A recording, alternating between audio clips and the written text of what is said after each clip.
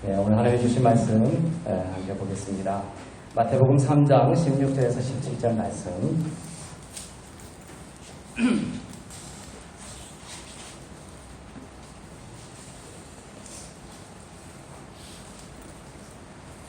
네, 우리 한 목소리로 함께 읽겠습니다. 시작. 예수께서 세례를 받으시고 곧 물에서 올라오실 때 하늘이 열리고 하나님의 성령이 비둘기같이 내려 자기 위에 임하심을 보시더니 하늘로부터 소리가 있어 말씀하시되 이는 내 사랑하는 아들이요 내 기뻐하는 자라 하시니라. 네. 오늘 본문은 주님이 세례를 받으시는 사건입니다. 예수님이 공생애를 시작하실 때에 가장 처음 일어난 사건입니다.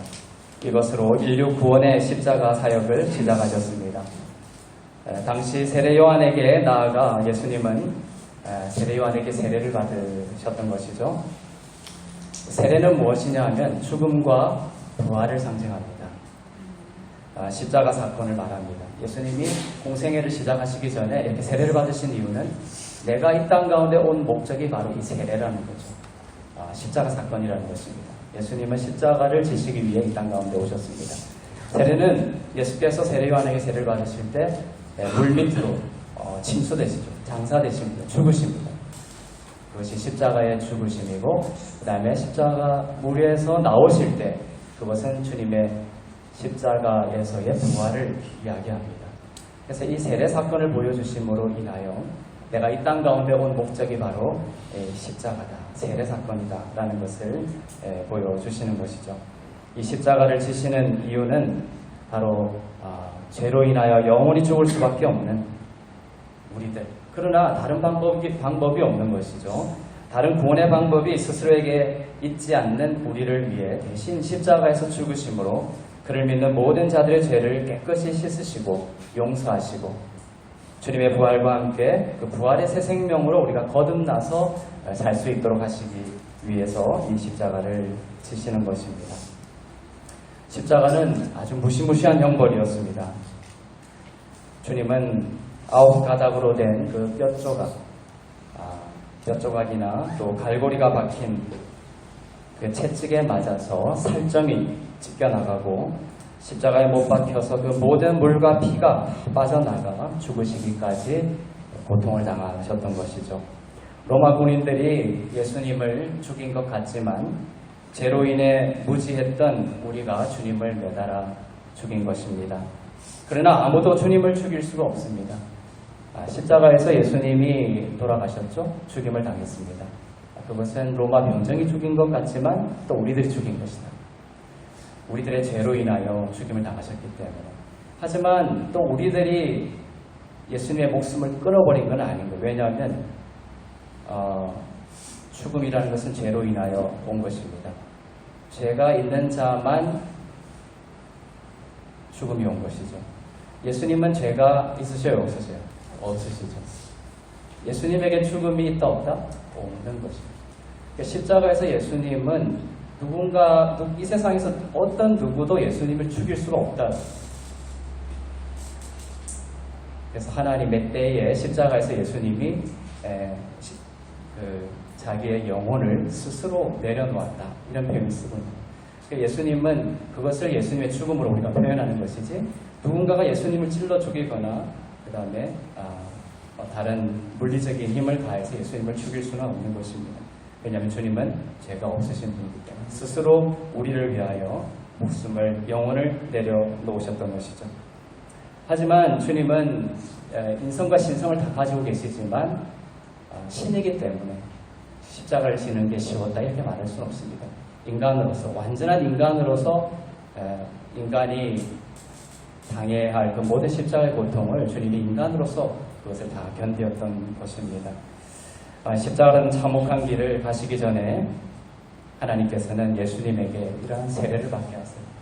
이제 공생애 30살까지 예수님께서 목수로 지내시다가 이제 공생애, 공적인 사역을 이제 시작하시기 위하여 이제 시작하시는 거예요. 그때 제일 처음 이 십자가라는 것이 어마어마하게 고난의 길이죠. 하지만 그 전에 예수님이 하나님께서 이 세례 사건을 보여주시는 거예요. 세례 사건은 예수님에게도 이 십자가는 어려운 것이었지만 예수님이 이 십자가의 사건을 온전히 질 수 있었던 그 비밀이 바로 오늘 본문에 있습니다. 오늘 본문. 우리가 이 땅을 살아가면서도 많은 고난과 환난과 어려움이 있겠지만 오늘 본문 말씀이 중요한 거예요. 그것을 다 승리할 수 있는 비밀이 여기에 담겨 있습니다. 이 하나님의 말씀, 오늘 본문의 말씀이 바로 예수님의 확신이 되었던 것입니다. 이는 내 사랑하는 아들이요 내 기뻐하는 자다. 하나님께서 나를 사랑하신다라는 이 변함없는 진리가 내 믿음이 될 때에 우리들도 광야 같은 이 세상에서 승리할 수가 있는 것입니다. 우리가 주먹 불 끈지고 이 세상을 승리할 수 있는 것이 아니다 라는 겁니다. 오늘 예수님이 십자가를 승리할 수 있는 비밀을 오늘 본문에서 여러분이 찾으셔야 돼요. 그건 뭐다? 하나님께서 주신 음성. 이는 내 사랑하는 아들이요 내 기뻐하는 자다. 이 음성을 주님이 받으신 거예요. 여기서 이는 내 사랑하는 아들이요 라고 번역이 되어 있죠. 이는 내 사랑하는 아들이요. 내가 사랑하는 아들, 주어가 내 하나님으로 되어 있지만 원문으로는 그렇게 되어 있지 않습니다. 나에게서 사랑을 받는 이렇게 되어 있어요. 원문으로는 사랑을 받는 아들이다. 아가페토스 후이오스 이렇게 되어 있어요. 사랑을 받는 아들. 후이오스는 아들, 아가페토스는 사랑을 받는 수동형으로 되어 있습니다. 아가페가 뭡니까? 사랑하다죠. 아가페토스, 토스라는 것은 이제 형용사 수동형이에요. 아가페토스, 사랑을 받는. 예수님은 물론 하나님을 사랑하셨죠. 그러나 더욱 중요한 것은 하나님의 바로 물론 예수님은 하나님의 아들임은 분명합니다. 그러나 오늘 본문에서 중요한 것은 예수님은 하나님의 사랑을 받는 아들이었다라는 겁니다. 그 믿음이 모든 능력의 근원이 되는 것입니다. 사랑을 받는 이 부분이 오늘 그 원문으로는 아가페토스라고 되어 있다고 했죠. 사랑을 받는 아들입니다. 하나님으로부터 완전한 사랑을 받는 자임을 우리가 믿을 때에 진정으로 우리는 하나님을 사랑하고 또 이웃을 사랑할 수 있는 그런 성령의 열매를 우리가 맺을 수 있다라는 것입니다. 하나님이 주신 이 신약적인 개념은 하나님을 사랑하고 또 이웃을 사랑하라는 것이죠. 그런데 여러분이 구약의 율법을 주님이 마치셨다라고 합니다. 그러면서 신약의 그 구약의 율법을 주님이 두 가지로 함축시켜서 말씀해 주시죠. 그건 뭐다? 하나님을 사랑하고 이웃을 사랑한다. 그러면 이게 더 쉬워진 것일까요? 더 어려워진 거예요.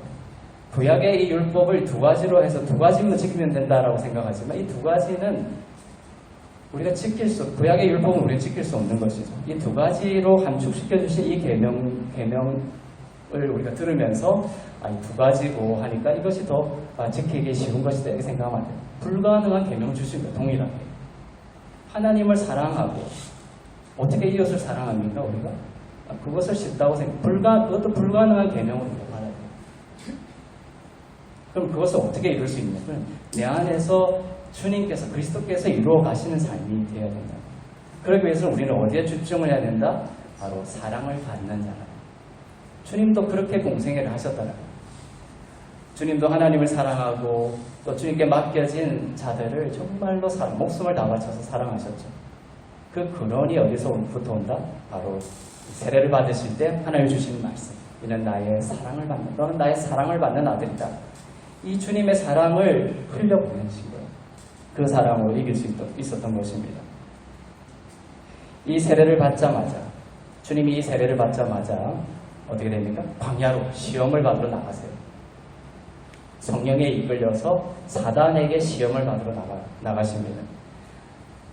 전에도 말씀드렸지만 예수님이 광야에서 시험을 받으시는데 이 시험이라는 것은 넘어질 수 있는 가능성을 가진 자에게 붙여지는 이름이에요. 시험은. 내가 너를 시험한다라고 할 때는 보통. 그런데 예수님은 죄가 없으시기 때문에 넘어질 가능성이 없다라는 것이죠. 그래서 사단에게 시험을 받으러 주님이 광야로 이끌려 가셨다는 것은 예수님이 넘어질 수 있느냐 없느냐의 그 가능성을 두고 주님도 사단에게 시험을 받아서 넘어질 수 있다라는 이 1말의 1%의 가능성을 가지고 쓴 말이 아니라는 거죠. 사람과 다르다. 사람과 다르다. 그럼 주님이 사단에게 마귀에게 시험을 받으러 광야로 나갔다라는 말은 무슨 뜻이냐? 주님을 시험했다라는 말은 무슨 뜻이냐? 인간과 다르다. 그것은 뭐다? 주님은 정말 순금이시다. 주님은 정말 순금이시다라는 것을 보여주십니다. 죄가 없으셔서 참으로 우리를 구원할 유일한 구원자가 바로 이 예수님입니다. 결코 시험에 넘어가지 않는, 그리고 우리를 구원할 유일한 구원자가 바로 이분이다라는 것을 선포하시기 위하여 광야로 시험을 받으러 나가신 것입니다. 이런 것과 똑같은 거예요. 여러분들이 순금을 가지고 있습니다. 사람들에게 내 순금 가지고 있다 이렇게 이야기를 합니다. 그럼 사람들이 이거 가짜 아니냐, 순금 아니다. 그러면 어떻게 여러분 얘기하죠? 그러면 테스트해요. 순금을 시험해보자 이렇게 합니다.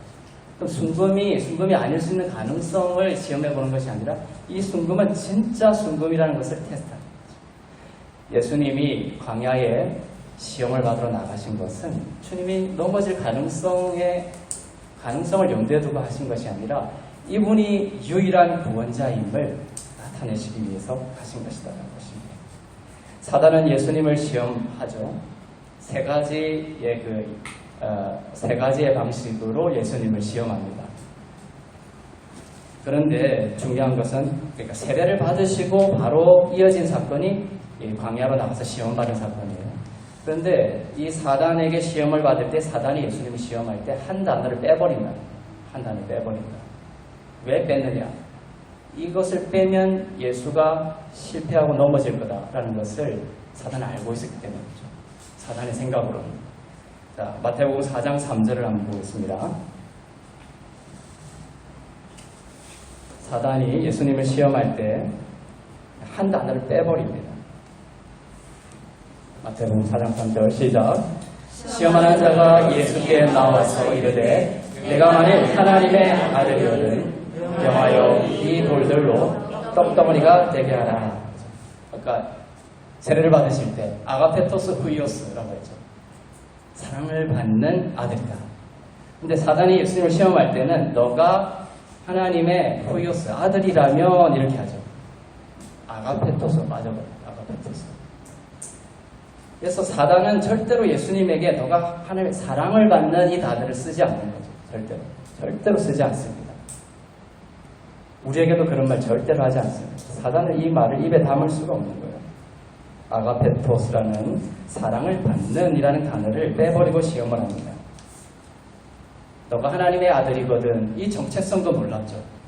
사실 그것만으로도 충분할 것 같습니다. 너가 하나님의 아들이거든 해도. 하지만 사단은 이 그거보다 더 강력한 한 단어를 빼버립니다. 그것은 사랑을 받는. 하나님의 아들일지라도 하나님의 사랑을 받는 자라는 그 믿음이 사라질 때 예수님의 사역은 실패할 것이다라고 사단을 알고 있었던 것입니다. 사단이 이제 예수님 말고 우리들을 어떻게 공격해 올 건지를 이 사건을 통하여 우리가 미리 분별을 해야 됩니다. 예수님은 아가페토스의 믿음, 곧 하나님으로부터 사랑받는 자라는 이 믿음으로 사단의 시험을 이기셨습니다. 성전 꼭대기에서 떨어져 봐라. 사단이 시험하죠. 그 앞에서도 뭡니까? 사단은 이 아가페토스라는 단어를 빼버립니다. 너가 하나님의 아들이거든 이렇게 이야기하죠. 이제 마지막 시험에서는 이제 아예 하나님의 아들이거든 라는 이 단어까지 빼버립니다. 그러니까 사단은 아가페토스란 강력한 것을 빼버리고 그 다음에 하나님의 아들이거든까지 빼버리고 나중에 마지막 반대로 생각해 봅시다. 그러면 예수님이 승리할 수 있었던 비밀, 또 우리가 이 땅 가운데 승리할 수 있는 비밀은 뭐다? 아가페토스 후이오스. 내가 하나님의 사랑을 받는 아들이다.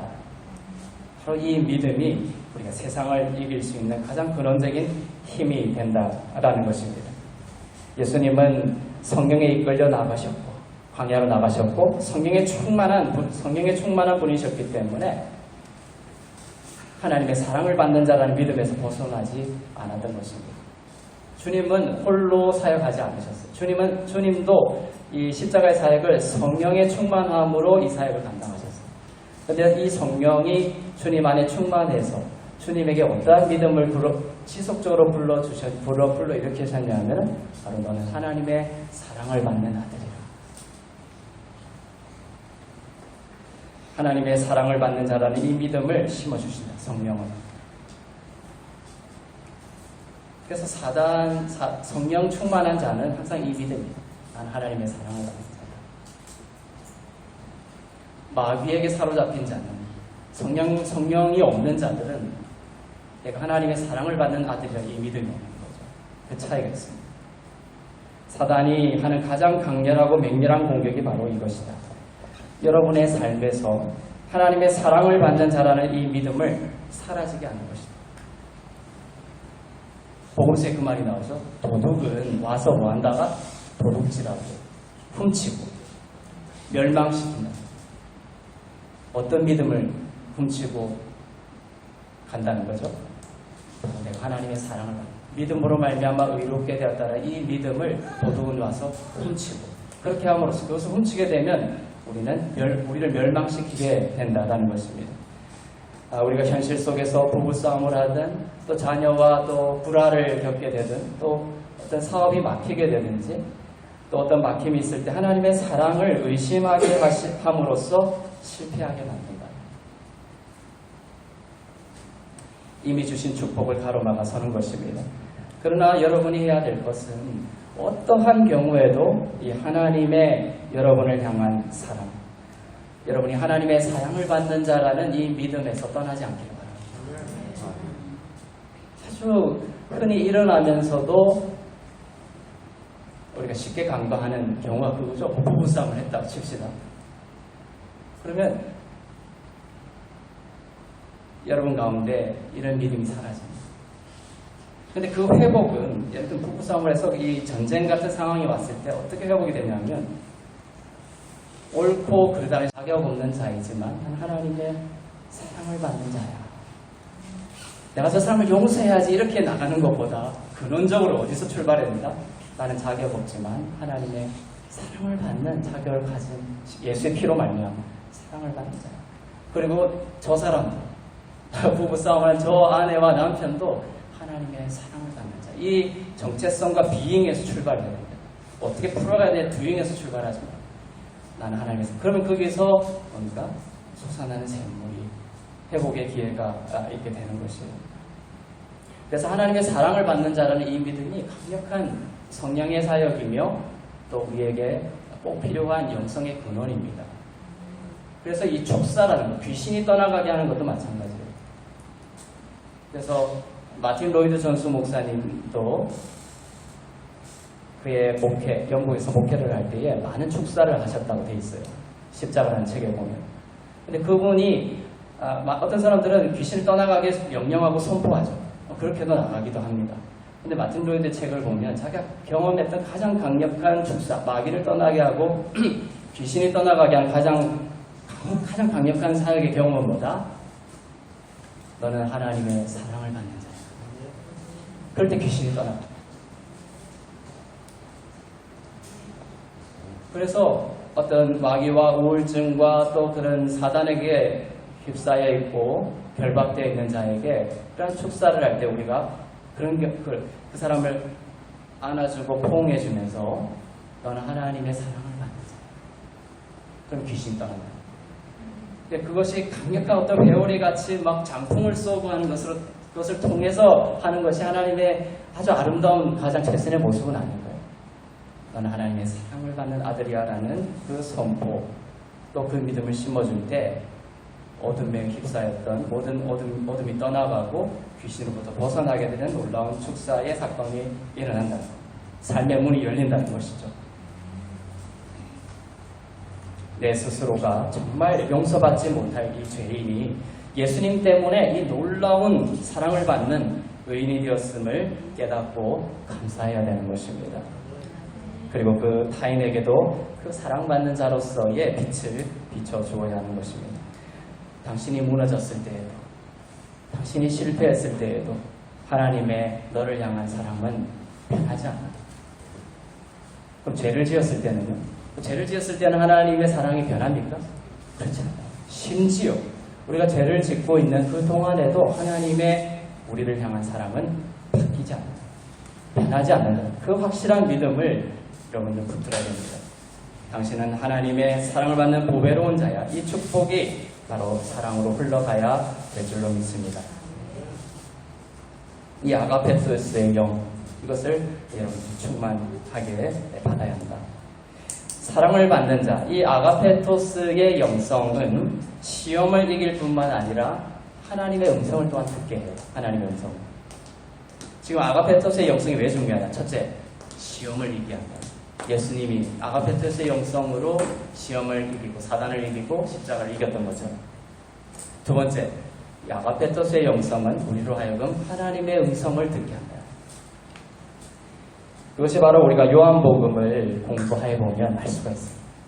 요한복음의 저자가 누굽니까? 요한입니다. 요한은 사랑받는 하나님의 은혜라는 뜻이 요한이라는 뜻을 줄여서 요한이라고 표현합니다. 하나님의 은혜라는 뜻이죠. 그런데 이 요한이 요한복음을 자기가 기록했어요. 근데 그 요한복음을 기록할 때 자기가 나오는 사건들이 있을 거 아니에요? 그럼 거기에다가 요한이라고 표현을 안 했다라는 거예요. 요한, 자기 이름을 다른 말로 대체를 했습니다. 뭐라고 했을까요? 사랑받는 자. 요한은 자기의 정체성을 사랑받는 자로 규정하고 끝까지 밀고 나간 사람, 사랑받는 자. 제자들 중에 오직 유일하게 요한만이 사랑을 받는 자라는 이 믿음으로 충만했던 사도였습니다. 예를 들면 요한복음 13장 23절을 보겠습니다. 여기에 그가 사랑하시는 자가 이렇게 되어 있어요.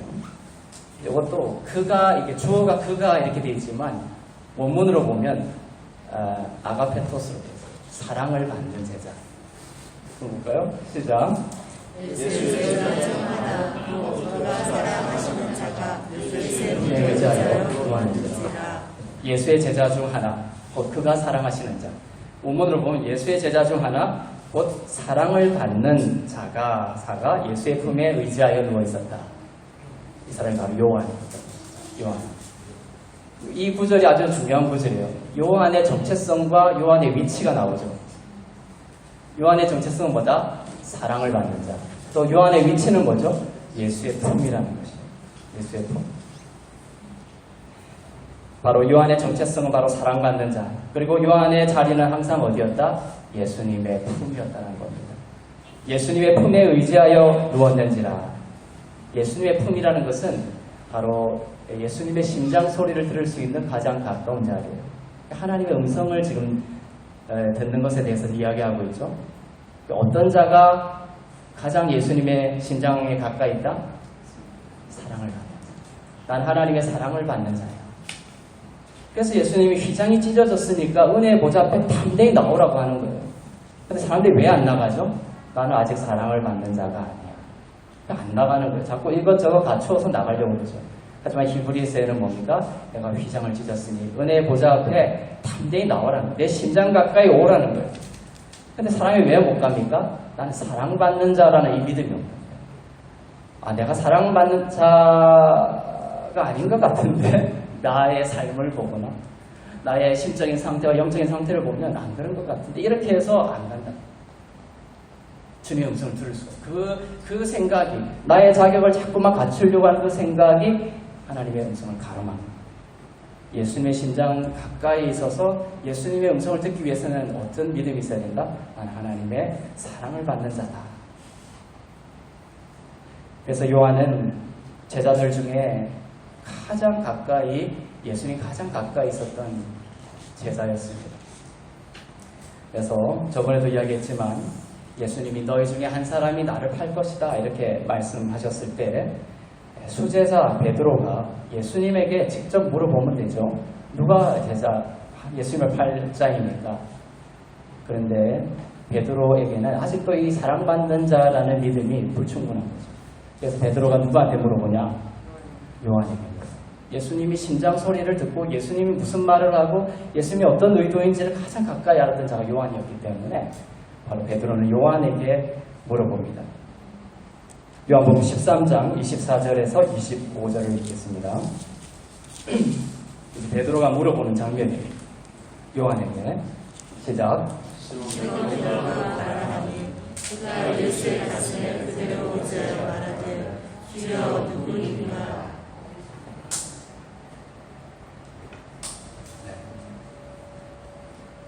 저는 이것을 읽기 전에 이게 무슨 구절인지 예전에는 참 이런 것들 이게 너무나무나 놀라운 구절인데 이런 구절을 이런 그 은혜의 관점에서 깨닫기까지 너무 오랜 시간이 걸렸던 것 같아요. 시몬 베드로가 머리짓을 하며 말하되 말씀하신 자가 누구인지 이제 24절부터 읽었지만 23절에 보면 이제 요한에게 물어보는 그 구체적인 정황이 나옵니다.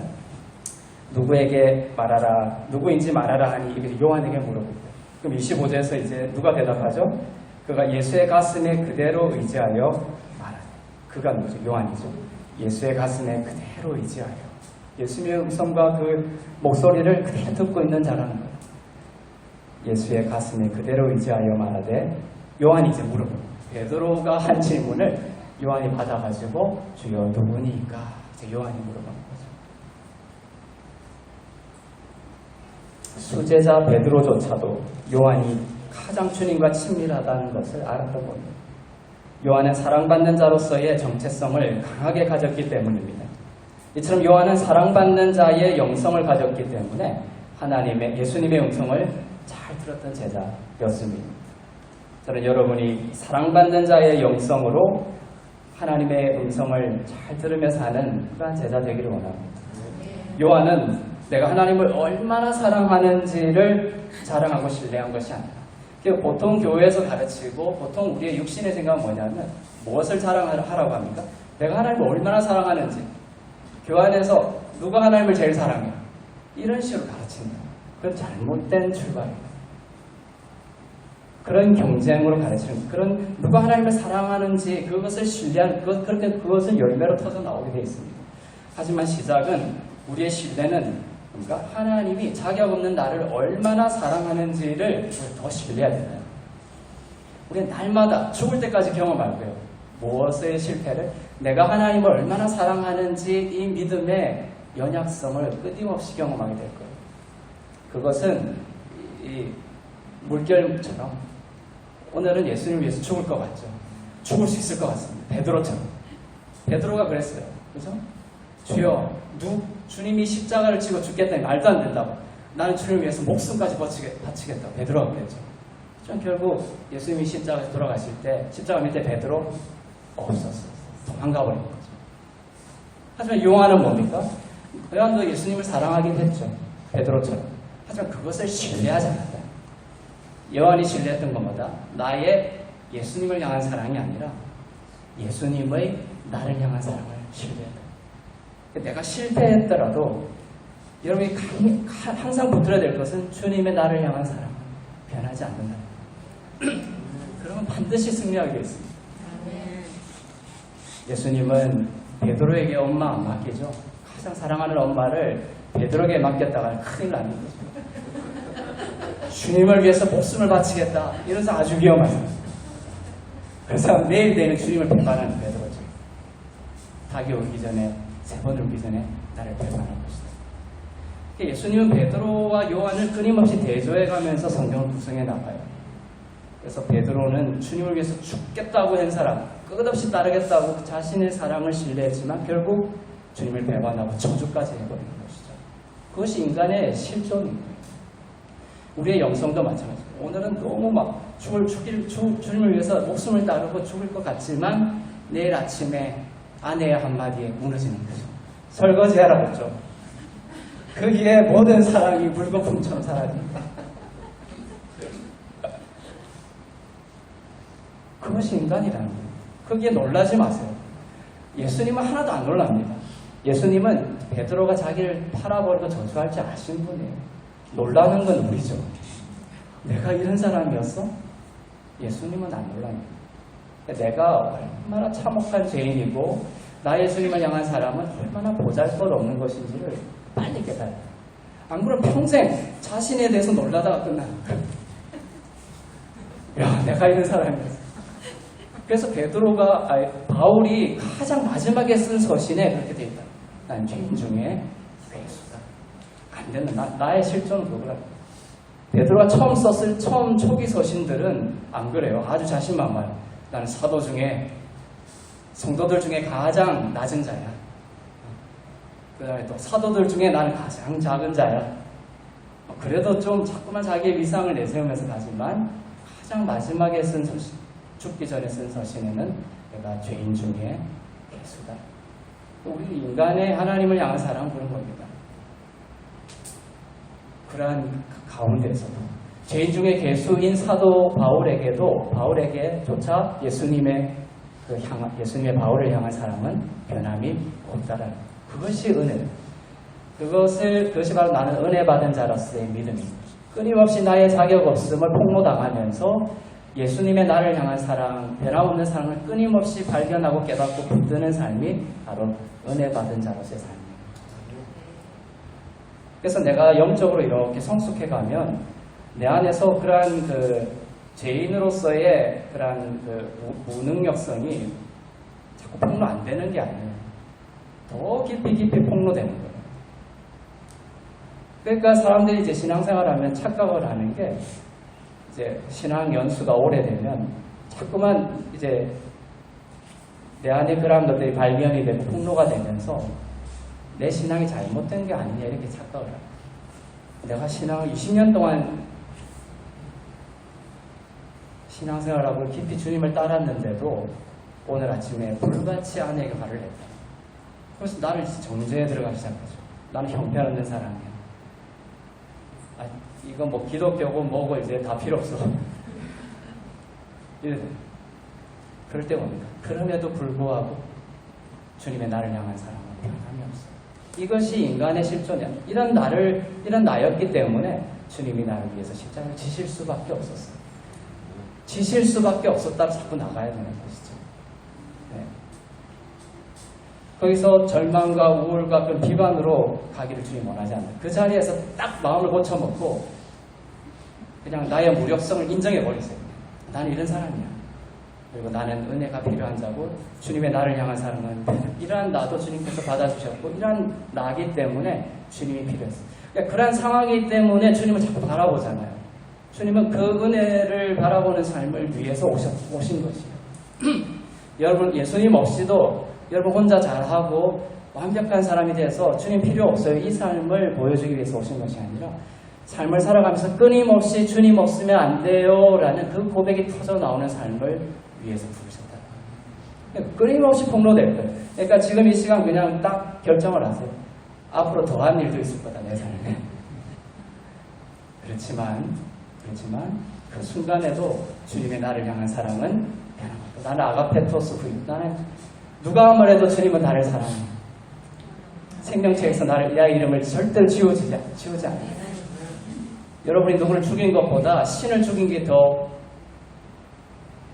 깊이 있는 죄죠. 하지만 베드로는 신을 저주하고 죽이기까지 했지만 죽인 것과 마찬가지예요. 주님께 용서받은 그런 사람. 베드로를 그렇게 주먹 꽉 쥔 자에서 손을 펼친 자로 나는 무력한 자예요. 주님의 사랑만이 나에게 필요합니다. 이렇게 바꾼 거죠. 그것이 요한의 사건과 계속 대비가 되는 겁니다. 요한 사랑을 받는 자. 그 믿음을 가진 자에게 예수님은 자기의 어머니를 맡기고 사도 요한은 그리고 뭡니까? 요한계시록까지 쓰게 된 거죠. 요한계시록 가장 앞으로 일어날 일에 대한 주님의 계시를 음성으로 듣고 계시록을 쓴 거예요. 순교하는 것이 나쁘다는 이야기가 아니라 그리고 사도 중에 순교하지 않은 유일한 사도가 된 것입니다.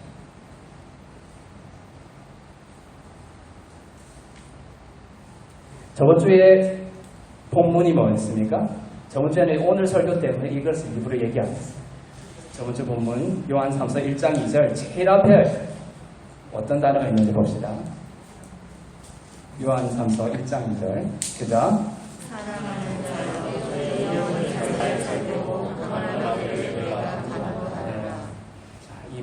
축복의 가장 머리되는 마차. 제일 첫 단어가 뭐다? 사랑하는 자예요. 원문으로 뭐가 돼 있을 것 같아요? 아가페토스. 주님의 사랑을 받는 자예요. 그러니까 이 번역이 우리에게 듣기 좋으라고 조그만 우리식으로 했지만 국어 제가 기자 할 때에 수동형을 자꾸 쓰지 말라고 돼 있거든요. 수동형으로 돼 있어도 독자들이 읽기 편하게 전달력을 강화하기 위해서 능동형으로 자꾸만 바꿔서 쓰게 돼 있어요. 그래서 이제 아마 이런 것들도 이제 하여튼 기술에 나갈 때 번역을 할 때 자꾸만 능동형으로 바꾸지만 원문으로 수동형이 되어 있는 것은 수동형 그대로 써야 된다는 게 이제 제 생각인 것이죠. 그러니까 여기서도 사랑하는 자여 이렇게 되어 있지만 그러니까 요한이 가이오에게 내가 너를 사랑한다 이런 식으로 자꾸 표현이 되어 있지만 원문으로 보면 뭡니까? 사랑을 받는 자요. 아가페토스. 가이오는 뭡니까? 사랑을 받는 자로서의 마음이 있었고 사랑을 받는 자는 정체성이 있었고 그거로 인하여 뒤에 뭡니까? 내 영혼이 잘된 같이 내가 범사에 잘되고 강건하기를 원하노라. 이것이 축복이 뒤따라오는 거죠. 그래서 아가페토스의 이 영은 사랑을 받는 자로서의 영은 시험을 이기게 하고 하나님의 음성을 듣게 하고 축복의 통로가 된다는 것입니다. 요한이 사랑을 받는 자요 이렇게 돼 있지만 아가페토스. 여러분의 자녀가 예수님처럼 세상에서 시험을 이기고 또 하나님의 음성을 듣고 또 영혼이 잘된 같이 범사에 잘되고 강건하게 되기를 원하십니까? 그러면 어릴 때부터 아직까지 못했다면 지금부터라도 뭡니까? 너는 하나님의 사랑을 받는 자야. 그 믿음을 가지고 자녀들이 살아갈 수 있도록 축복해줘야 된다. 너는 이것도 지켜야 되고 저것도 지켜야 돼. 이렇게 하면 안 돼. 또한 이것이 좋은 듯 보이지만 왜 너 하나님을 사랑하지 않아? 너 정말 잘 되려면 하나님 정말 사랑해야 돼. 맞는 듯 보이지만 그것이 열매라는 거예요. 사랑해라 사랑해라 하면 사랑하지 않습니다. 인간의 이 의지라는 것을 하나님이 오묘하게 만들었어요. 임페러티브 명령형으로 말하면 거부하게 돼 있어요. 그래서 심지어 사랑이라는 개념까지도 뭡니까? 하나님을 사랑하고 이웃을 사랑하라는 임페러티브 명령을 확 던져버리죠. 그게 다 죽어버립니다. 우리가 살아가면서 결코 하나님을 사랑하지 못하고 이웃을 사랑하지 못하는 존재로 끊임없이 폭로당하게 돼 있거든요.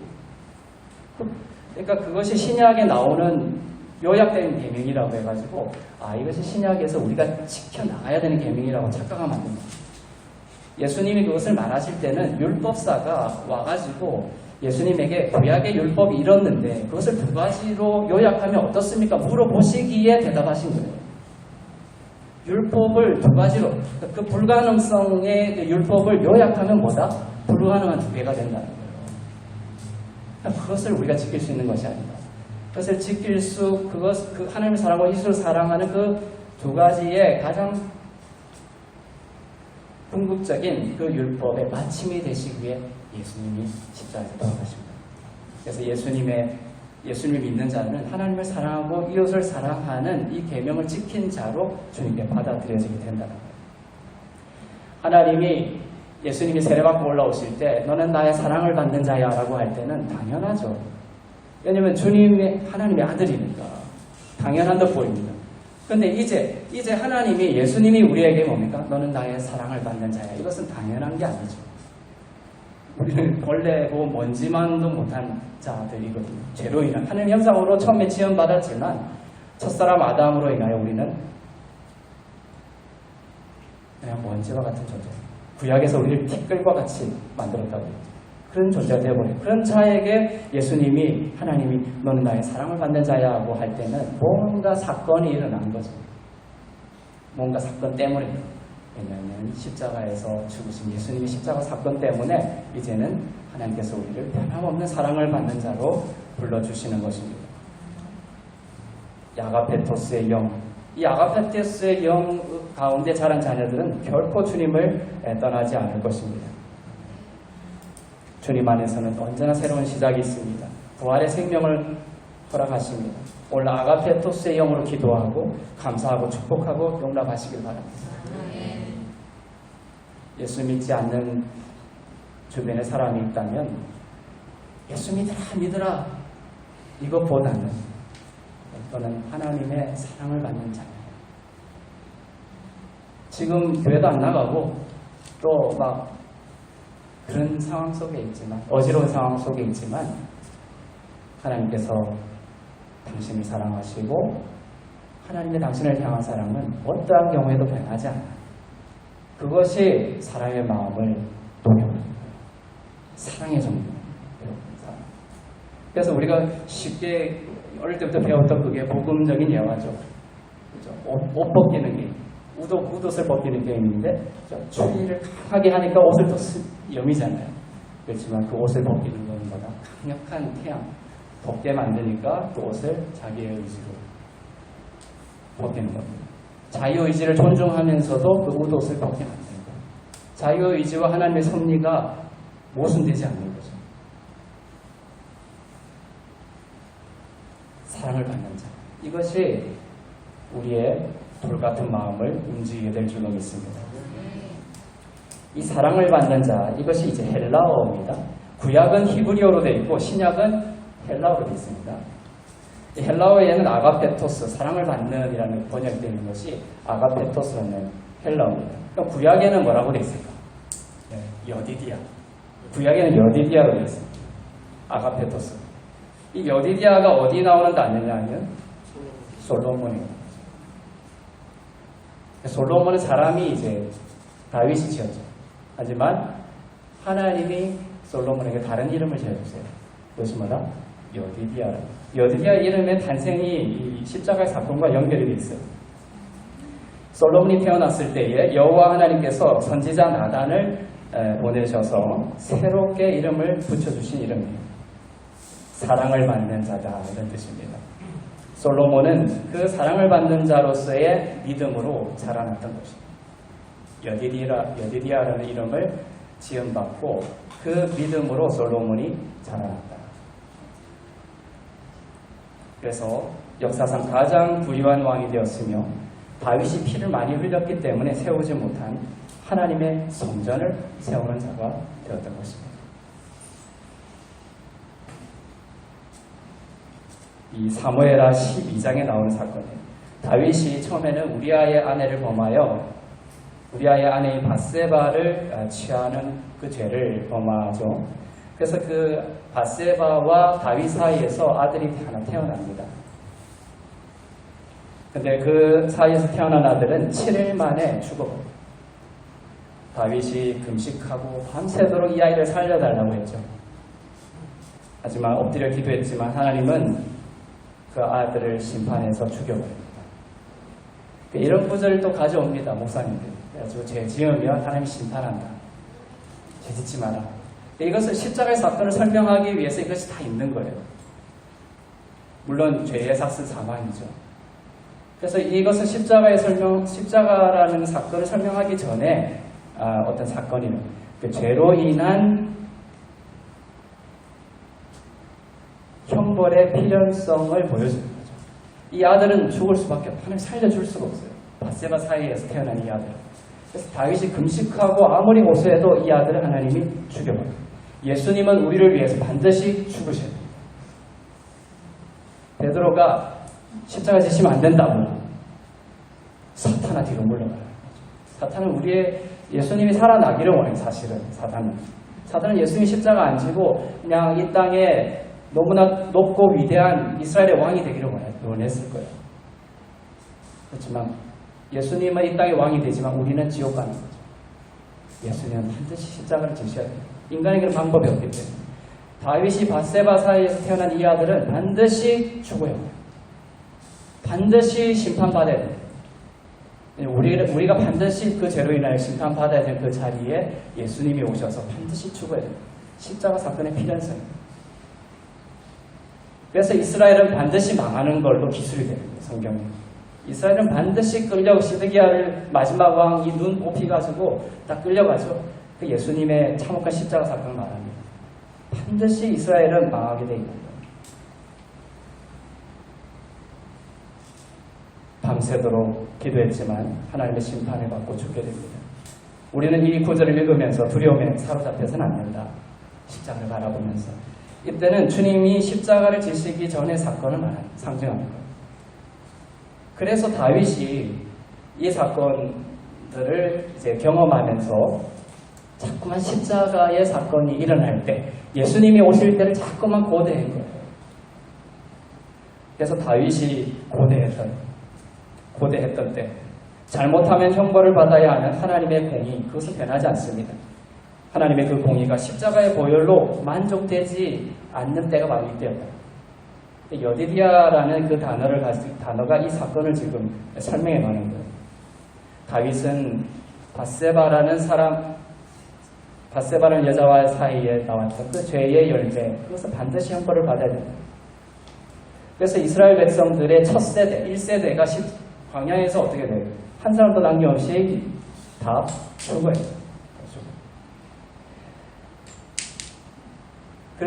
그리고 가나안 땅에는 2세대들이 들어가죠. 2세대들이 들어갑니다. 하나님의 나라는 애굽에서 나온 그 1세대로는 들어가지 못하는 거예요. 1세대들은 애굽에서 채찍에 맞아본 경험이 있는 세대들이에요. 채찍에 맞아본. 너가 잘못하면 형벌을 받아야 돼. 이 믿음으로 자랐던 1세대, 옛사람은 죽어야 돼요. 그래서 광야에서 1세대들, 20세 이하의 채찍을 맞아본 경험이 있는 땀을 흘린 세대, 나의 노력과 경험으로 하나님의 나라에 들어가 보려고 애쓰면서 살았던 그 옛사람의 세대는 반드시 광야에서 죽어야 돼요. 예수님이 십자가에서 옛사람을 십자가에서 죽여버린 이유가 바로 그거예요. 그 이유예요. 그걸로는 하나님의 나라에 못 들어간다는 거예요. 옛사람으로는 가나안 땅에 들어갈 수 없다는 거예요. 예수님이 십자가에서 옛사람을 자기의 죽음과 함께 처리하시고 새로운 피조물을 탄생시키죠. 주님의 부활과 함께 연합하여 새로운 생명으로 하나님의 자녀가 되는 것입니다. 그것이 여호수아를 통하여, 여호수아가 예수라는 뜻입니다. 여호수아가 인도하는 새로운 피조물로서만 하나님의 나라에 들어갈 수 있다는 것입니다. 그래서 그 구약에서 1세대, 너희들은 1세대들은 광야에서 반드시 죽이고 내가 완전히 죽여버릴 거야. 이러한 구절을 읽으면서 여러분 어떻게 됩니까? 야, 이 땅에 살면서 내가 잘못하면 이거 큰일 죽어버리겠네. 이런 공포를 주기 위한 것이 아니라 뭡니까? 이것이 나의 옛사람이 완전히 죽었구나. 주님이 반드시 죽인다고 했기 때문에, 멸한다고 했기 때문에 실패함이 없는 거예요. 그래서 여러분 십자가 안에 있기 때문에 그러한 구절을 읽으면서 두려움에 드는 것이 아니라 나의 옛사람이 진짜로 죽었구나. 믿음과 감사로 받아들여요. 한 사람도 남김없이 다 죽은 거예요. 옛사람이 남김없이 죽었고, 그런 완전한 죽음을 통하여 완전한 새로운 피조물이 탄생한 것입니다. 주 먹고 저 먹고 거룩한 하나님의 새로운 피조물로 여러분이 거듭난 줄로 믿습니다. 그래서 다윗은 이 세대를 보대했던 거예요. 그러니까 바세바 사이에서 그 아들이 죽는 세대 말고 주님이 그 심판의 자리로 대신 내려가심으로 인하여 그를 믿는 모든 자들이 부활의 생명으로 그 죄가 사함받고 이렇게 여겨지는 세대를 고대했던 거예요. 그것이 다윗이 신약의 때를 고대했습니다. 예수님이 오실 때를 고대했습니다. 그때가 되면 주님의 보혈로 불법이 사함을 받고 죄가 기억되지 않는 새 언약의 시대가 될 것이기 때문이었다. 예수님을 믿는 자들은 부활 생명을 얻고 주님의 변함없는 사랑을 받는 자로 거듭나고 그것을 고백할 수 있는 때가 될 것이기 때문입니다. 그 시대가 어떤 시대다? 바로 지금. 여러분이 지금 다윗이 고대했던 시대를 살아가고 있습니다. 다윗 절대 부러워하지 마세요. 다윗보다 더 아름다운, 다윗이 그렇게 고대했던 세대를 여러분이 살아가고 있습니다. 감격스럽지 않습니까? 다윗이 장차 올 은혜의 복음 시대를 살아갈 사람들의 그 복에 대해서, 고대하면서 그 복에 대해서 기술했던 이야기를 보겠습니다. 로마서 4장 6절부터 8절입니다. 짧게 하려고 했는데 죄송합니다. 자, 이것이 이제 신약에 나오는 구절이지만 인용한 거예요. 구약의 다윗이 했던 그 고백을. 로마서 4장 6절. 하나님께 의로운 여기심을 받는 사람의 복에 대하여 다윗이 말한 바 불법이 사함을 받고 죄가 가려짐을 받는 사람들은 복이 있고 주께서 그 죄를 인정하지 아니하실 사람은 복이 있도다 한가 같다. 다윗이 이 복에 대해서 고대했다라고 그 정구절에 나와요. 고대했다. 그것은 어떤 시대다? 불법이 사함을 받고 죄가 가려지는 사람들, 바로 이 시대의 복이죠. 주께서 그 죄를 인정하지 아니할 사람의 복에 대해서 이야기하고 있습니다. 예수님을 믿는 자들이 고백하고 누릴 사랑받는 자 아가페토스, 바로 여디디아의 영이 바로 이 시대에 바로 우리에게 주신 하나님의 영인 줄로 믿습니다. 그래서 바세바 사이에서 난 첫 아들은 심판을 받고 죽지만 예수님이 우리를 대신하여 심판받으시는 그 모습을 이것이 상징한다고 그랬죠. 다윗은 이 첫 아들이 딱 죽고 나서 어떤 태도를 취해서 사람들이 이상하게 여겨요. 그 첫 아들이 죽지 않기를 금식하고 눈물로 기도했지만 그 아들이 딱 죽어버려요. 그래서 다윗은 이제 그것을 흘려보내버려요. 옛일로. 아무렇지도 않은 듯 이제 일어나가지고 옷을 차려입고 막 음식을 먹어요. 마치 그러한 일이 없었다는 듯이. 그러니까 그런 것들은 야, 다윗이 정신병자냐 이렇게 생각하면 안 된다는 거예요. 그 예수님을 기록하기 위해서 이 책을 기술한 거예요. 십자가의 사건.